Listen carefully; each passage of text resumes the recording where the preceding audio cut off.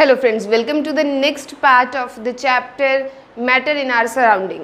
Next part में हम बात करेंगे आज के इस वीडियो में about the interconversion of states of matter. So let's start.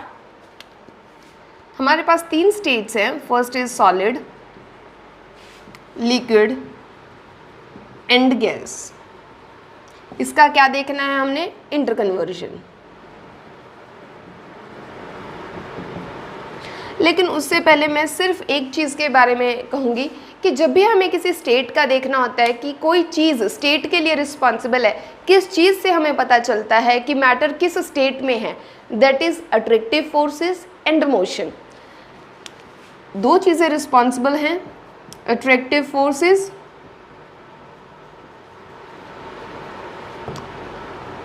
And motion of particles.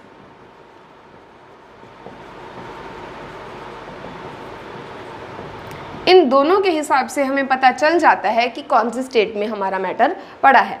So first, अगर हमारे पास सॉलिड है, सॉलिड को हमने लिक्विड में कन्वर्ट करना है, उसके लिए हमें क्या करना होगा? सॉलिड के पार्टिकल्स की जो स्पेस है वो मिनिमम थी, लिक्विड में थोड़ी ज़्यादा थी. तो हमें सॉलिड के पार्टिकल्स में स्पेस इंक्रीज करनी होगी. और उसके लिए हमें क्या करना पड़ेगा कि जब भी हमें स्पेस इंक्रीज करनी हो, हमें उसे हीट करना पड़ता है. हीटिंग से पार्टिकल्स को एनर्जी मिलती है, स्पीड बढ़ती है उनकी, और स्पीड बढ़ने से उनकी काइनेटिक एनर्जी इंक्रीज होती है.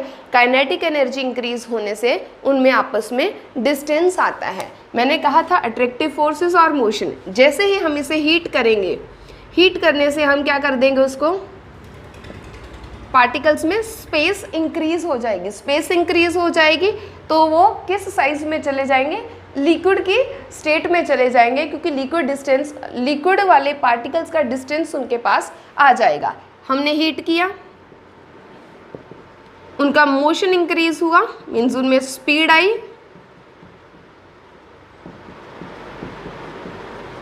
स्पीड इंक्रीज होने से क्या हुआ?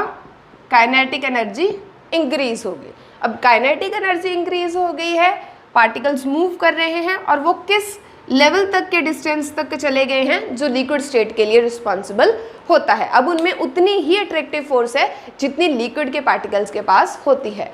सो इस प्रोसेस को हम क्या नाम देंगे? Melting.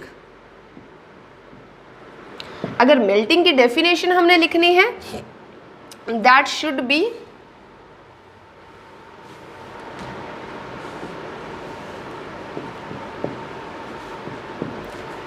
process by which solid changes to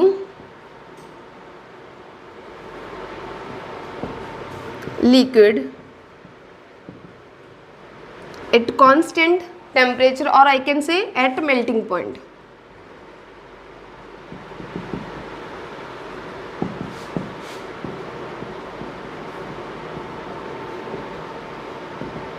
अगर हमारे पास आइस थी, आइस 0 डिग्री सेल्सियस पे ही 0 डिग्री के वाटर में चेंज होएगी. नाउ अगर हमें लिक्विड से चेंज करना है गैस में, तो अगेन हम उसे क्या करेंगे? हीट करेंगे. हीट करने से हम क्या करेंगे? हीट किया, स्पीड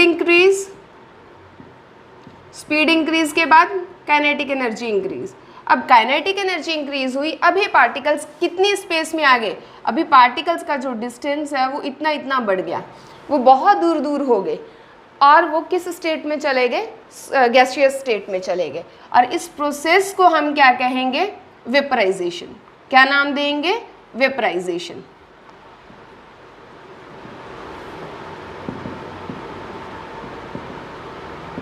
वेपराइजेशन की definition,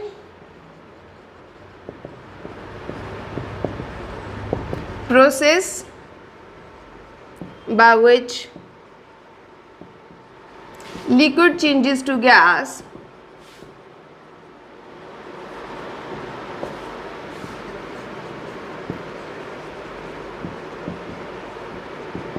at constant temperature, or we can say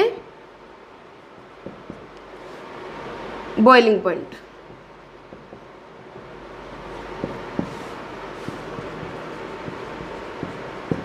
so this is melting and vaporisation.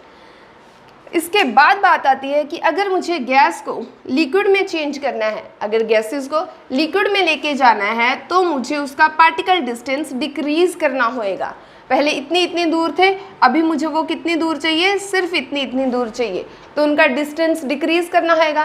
तो हम अपोजिट करेंगे, यहाँ हीट किया था, यहाँ पे क्या करेंगे, कूल करेंगे। अब अगर कूलिंग करी है, कूलिंग करने से होएगा क्या, उस प्रोसेस को क्या कहेंगे, that process is known as condensation. क्या नाम देंगे, कंडेंसेशन। कंडेंसेशन की डेफिनेशन की बात करते हैं।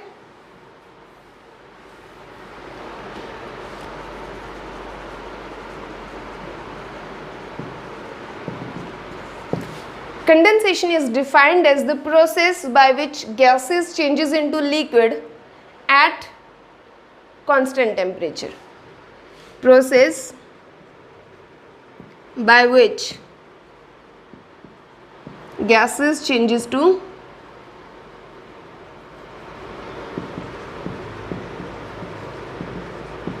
at constant temperature. Constant temperature इसलिए कि जब भी स्टेट चेंज होती है उस टाइम उनका टेम्परेचर चेंज नहीं होता, वो उतना ही रहता है जितना गैस में था या जितना वो लिक्विड में आके होएगा। दोनों का टेम्परेचर सेम रहता है, सिर्फ स्टेट कन्वर्जन होता है। अब अगर मुझे लिक्विड को चेंज करना है सॉलिड में, फिर मुझे क्या करना है, हीटिंग के अपोजिट कूलिंग। और पार्टिकल डिस्टेंस पहले इतना था, अब मुझे कितना चाहिए, मिनिमम इतना नज़दीक चाहिए। उसके लिए मुझे क्या करना है, कूल करके, और इस कूलिंग प्रोसेस को सॉलिडिफिकेशन का नाम दिया जाता है या फिर फ्रीजिंग भी कहा जाता है, और आई कैन से फ्रीजिंग। अब सॉलिडिफिकेशन की definition,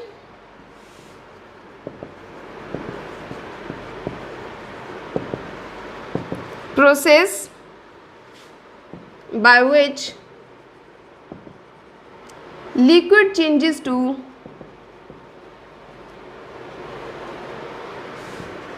solid at constant temperature, that is known as solidification.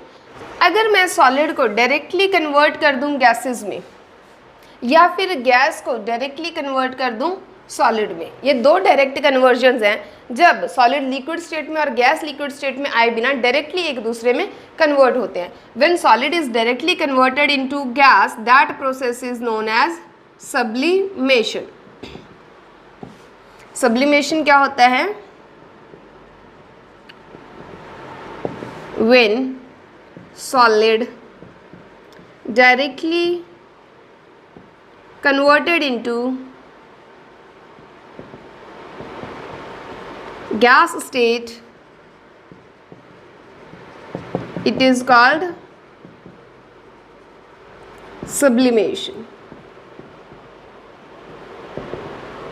अब आप सोचेंगे होता कैसे है, हमने सिंपल वही करना है कि हमें सॉलिड के जो पार्टिकल्स हैं उनका डिस्टेंस इंक्रीज करना है, और कहाँ तक लेके जाना है, जितना गैस पार्टिकल्स का डिस्टेंस है, सिंपल। और आगे जो गैस है, गैस को सॉलिड में कन्वर्ट करते हैं, उसे अगेन कंडेंसेशन कहा जाता है। When gas directly converted into solid, it is called condensation, और this process is called condensation, ऐसे करके लिख सकते हो। तो थी बात इंटरकन्वर्जन ऑफ स्टेट्स की।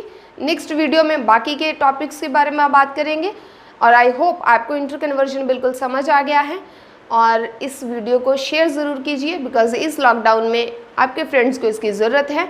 So thank you so much, और सब्सक्राइब कीजिए मेरा चैनल ताकि आप सारा सिलेबस पूरा कर सको। Thank you so much.